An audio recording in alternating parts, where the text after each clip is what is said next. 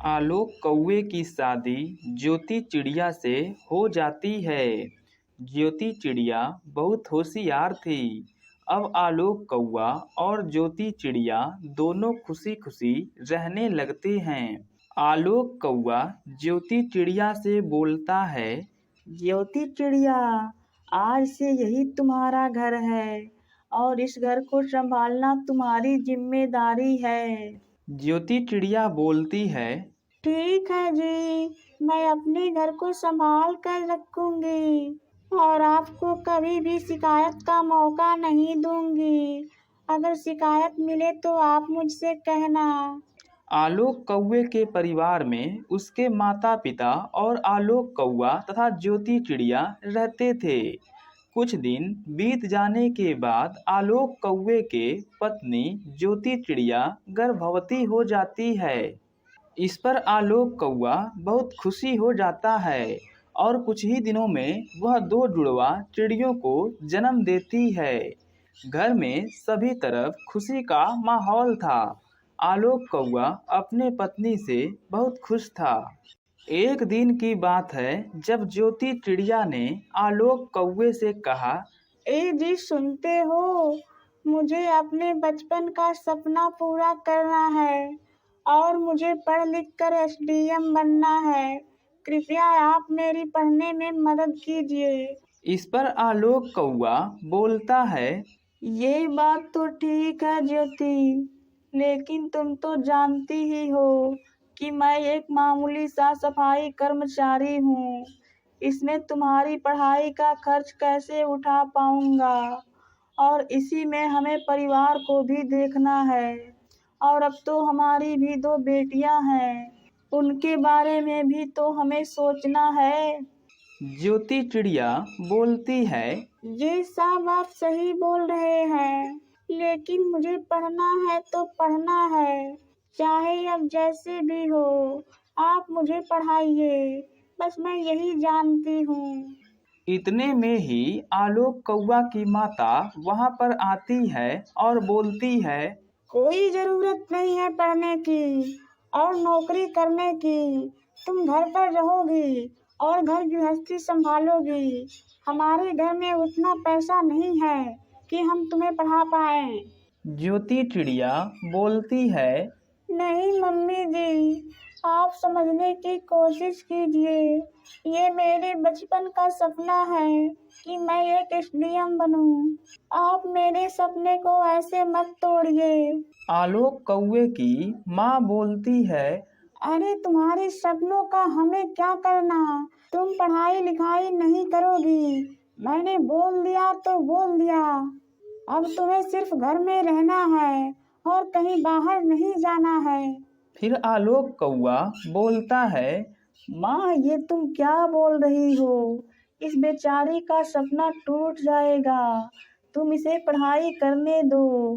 भगवान है ना, अगर एसडीएम बन जाएगी तो तुम्हारा भी नाम रोशन होगा और हमारी गरीबी भी दूर हो जाएगी। इसके तुरंत बाद ज्योति चिड़िया बोलता है, हाँ मम्मी जी, आपके बेटे बिल्कुल सही बोल रहे हैं। नौकरी लगते ही हम बड़ा सा घर ले लेंगे और खुशी खुशी रहेंगे। आलोक कौवे की माँ बोलती है, नहीं नहीं, तुम्हें कहीं बाहर पढ़ने नहीं जाना है। तुम बस घर पर रहो, परिवार चलाने के लिए। आलोक है ना? इतना सुनकर ज्योति चिड़िया बहुत ही परेशान हो जाती है और आलोक कौवे की माँ भी वहां से चली जाती है।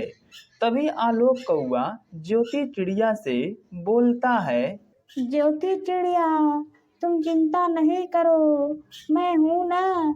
मैं तुम्हें पढ़ाऊंगा और एसडीएम बनाऊंगा।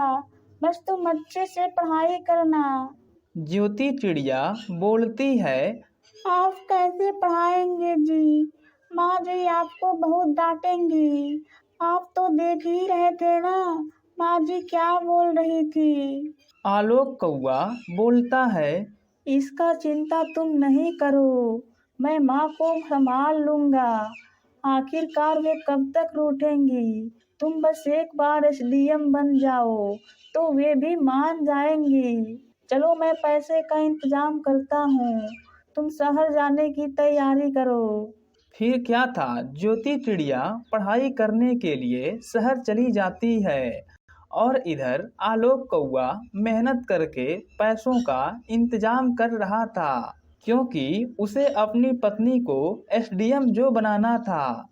ज्योति चिड़िया भी बहुत मेहनत से पढ़ाई कर रही थी।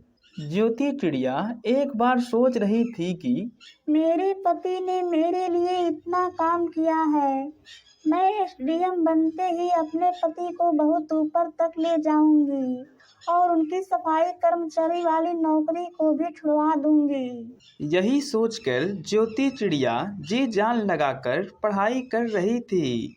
इधर आलोक कौवे के पास जब पैसे की कमी होने लगती है तो वह अपने दोस्त राजा बाज के पास जाता है और बोलता है, भाई राजा बाज, मुझे कुछ पैसे चाहिए थे और ना मैं अपनी बीवी को बाहर पढ़ने के लिए भेज दिया है, इसलिए थोड़े पैसों की कमी पड़ गई थी।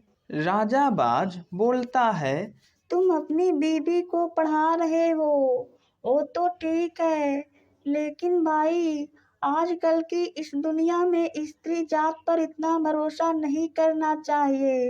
कहीं ऐसा ना हो कि वो काबिल बनने के बाद तुम्हें ही छोड़ दे। आलोक कौवा बोलता है, नहीं नहीं भाई, वो ऐसा नहीं करेगी, वो बहुत समझदार है।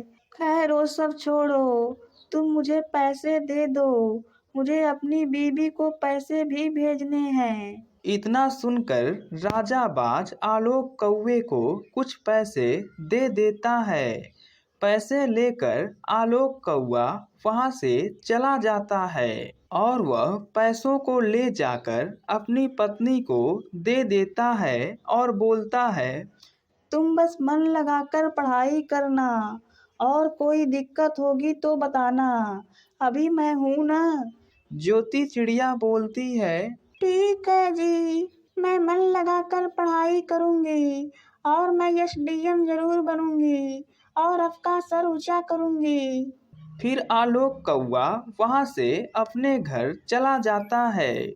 कुछ दिन बीत जाने के बाद आलोक कौवा को पता चलता है कि उसकी पत्नी ज्योति चिड़िया अब एसडीएम बन गई है।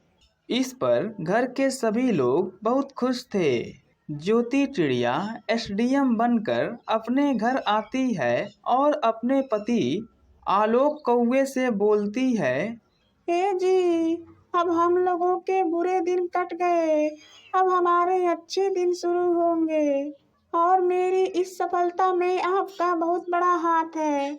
अगर आप नहीं होते तो मैं अपने बचपन के सपने को पूरा भी नहीं कर पाती। आलोक कौवा बोलता है, नहीं नहीं ज्योति, ये सब तुम्हारी मेहनत का कमाल है। अगर तुम मेहनत नहीं की होती तो एसडीएम भी तुम नहीं बन पाती। खैर अब ज्योति चिड़िया भी एसडीएम का काम करने लगती है। कुछ दिन बीत जाने के बाद ज्योति चिड़िया के व्यवहार में कुछ बदलाव सा आ गया था। एक दिन आलोक कौवा ज्योति चिड़िया से बोलता है, ज्योति चिड़िया, तुम कुछ बदली बदली सी लग रही हो, क्या